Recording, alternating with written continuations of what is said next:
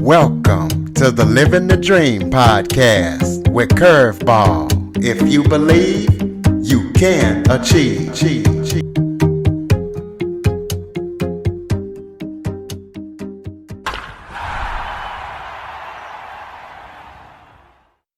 Welcome to the Living the Dream with Curveball podcast, a show where I interview guests that teach, motivate, and inspire. Today, I am joined by the leader of the country rock band, Tattoo Billy. His name is Ed Begley. We're going to be talking to him about the band and everything that they're up to. They had a song in the movie Kiss of a Vampire. So we're going to be talking to Ed about Tattoo Billy and everything that he's up to. Big shout out to Caden Gordon for arranging this interview. So Ed, thank you so much for joining me today. Yeah, thank you for having me on. I appreciate it. Why don't you start off by telling everybody a little bit about yourself? Well, Tattoo Billy, it kind of had its early origins, I'd say about 1988, 89. And it was founded by me and my dad. And I was still in high school when I joined, and he was, and he was like, "Hey, why don't you start?" I was playing like rock and roll music, and he was like, "Do you want to start making some money playing music? Come join me." And so I was like, "Yeah, I would like to make some money." So next thing you know, I'm playing every hole in the wall all over the country.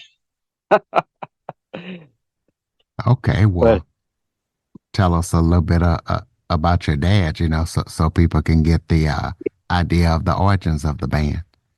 yeah, well, Dad, he was born in southeastern Kentucky, Appalachian Mountains, and he grew up pretty much. If you've seen a sharecropper's house in Alabama, that's kind of house he came out of, and he started working the fields, and he was probably 5 or 6 years old, and had a real tough life. Then but with most poor families, the only thing they had to do was do music, and they'd sit on the porch, do mouth music, as they call it. If you didn't have an instrument, you'd just make up tunes with, and that's kind of how he got started. And he moved up here, I think, when he was into Ohio, Cincinnati area, when he was about 16 years old and looking for work, and a lot of the Kentucky families came up here, and it's an area, it's right outside of Cincinnati. It's called Hamilton. And a lot of Kentucky families came up here looking for jobs and try to better themselves.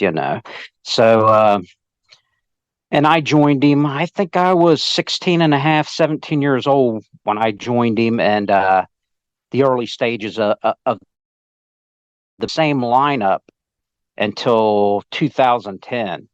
From those early days, and we got to open up for a lot of big artists and stuff over the years and stuff. So we just like been on that underground scene for a number of years.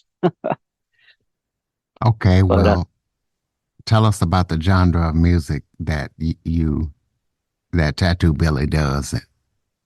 It was kind of like a Southern rock. At one point, somebody said they started calling us Gothic country because we had a few songs that one was called Black Hearted Lady, and it kind of had a darker feel to it, and it was like on some Halloween radio stations and stuff like that. So they started calling us like at one point Gothic country, and it was kind of I would call it all of it. I would classify it as like country rock or Southern rock, and then I guess it was about 2009.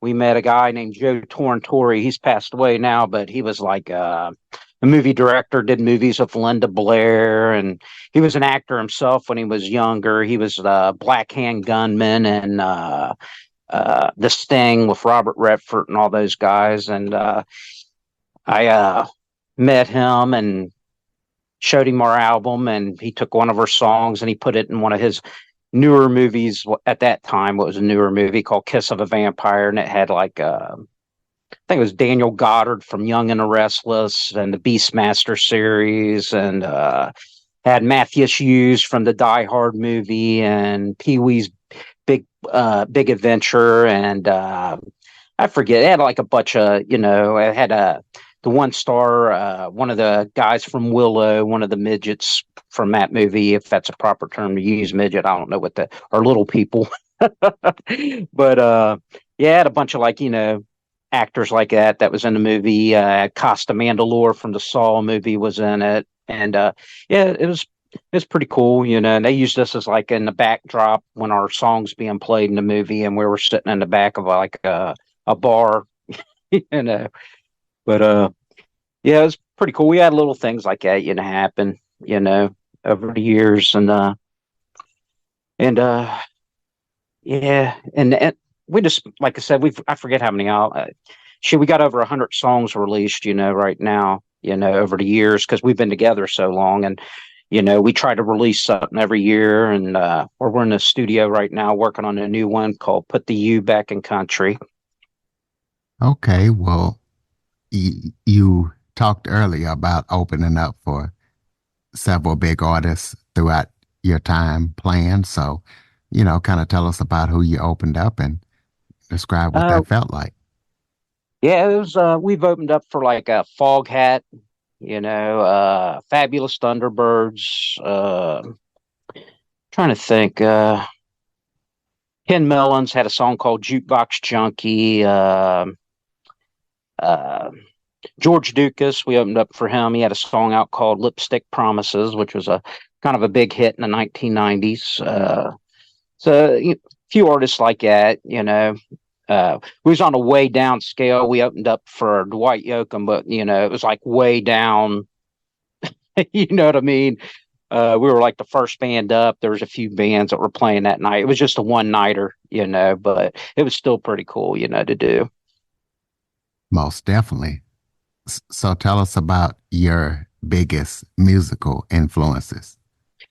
Big musical influences. Now, as in writing, this is one I always kick around like when people ask me because I don't know if I really have any that influence my music writing, but as in what I like to listen to, as in country, I like a lot of the old country guys like Earl Thomas Conley, and I like Johnny Cash, just your real typical country guys, Waylon Jennings. I like all that, but I listen to a lot of stuff. Like right now, I'm listening to a band called Blame My Youth, and they got a new track out, and it's called Stupid Human. So I mean, I listen to like a little bit of everything, and I used to be a prize fighter too. So I used to fight out of Cincinnati, out of Winton Terrace. It's like one of the you know toughest ghettos in the Cincinnati area, and I fought out of there and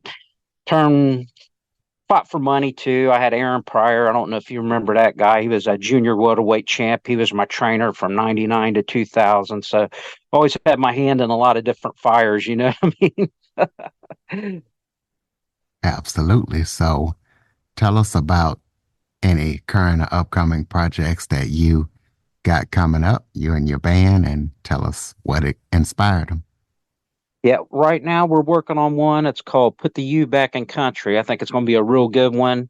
Uh, Guy that's engineering it and producing it, he was his name's Matt Gracie, and he did a lot of stuff. He's worked with George Clinton and Pixies and just all kinds of different people over the years. He's a really a great producer. So he's the one that produced Frisky Whiskey, and and that one's doing pretty good. I think we're 77,000 views on that song right now.